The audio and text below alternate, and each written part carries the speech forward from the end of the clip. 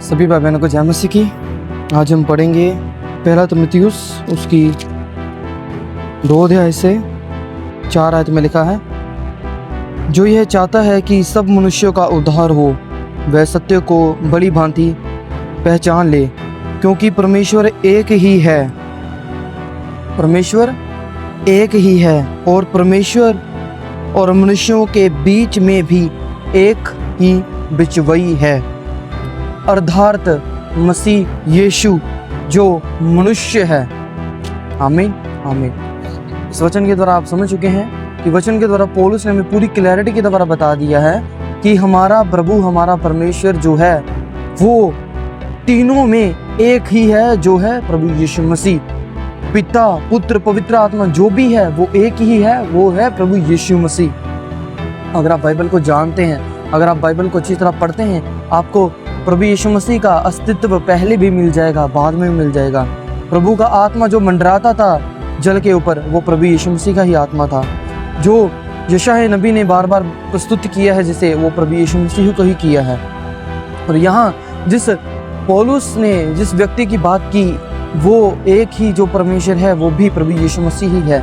पौलुस ने बहुत बार बोला है कि आप अगर विश्वास नहीं करते कि मसीह प्रभु यीशु मसीह में जी उठा, तो आप मसीह के जन नहीं हैं, आप विश्वासी नहीं हैं, आप उस उद्धार को नहीं पा सकते। अभी भी अगर आप नहीं मानते कि यीशु ही प्रभु है, यीशु ही मसीह है, अब तो फिर आप अपने लोगों को बचा नहीं सकते, आप अपने लोगों का उद्धार का कारण नहीं बन सकते, आप स्वर्ग में भी नहीं एंटर हो सकते।